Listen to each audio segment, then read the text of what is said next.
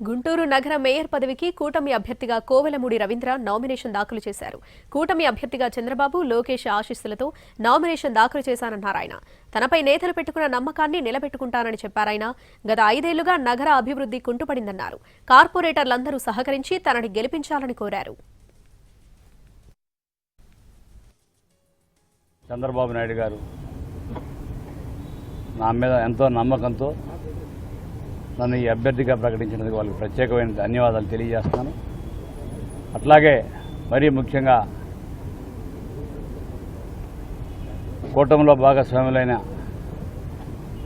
పవన్ కళ్యాణ్ గారు, పురంధేశ్వర్ గారు కూడా ప్రత్యేకమైన ధన్యవాదాలు తెలియజేస్తున్నాను.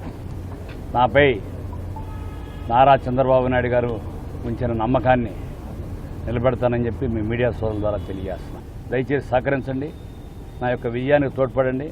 మనందరం కలిసి ఈ యొక్క చంద్రబాబు నాయుడు గారు ఏదైతే విజన్తో 2047 విజన్లో భాగస్వాములై అట్లాగే గుంటూరుని రాజధానిని అభివృద్ధి చేసే కార్యక్రమంలో మనందరం కూడా పాటుపడి మనందరం కూడా చిరు సహాయం ఆయనకు అందించాలని చెప్పి కూడా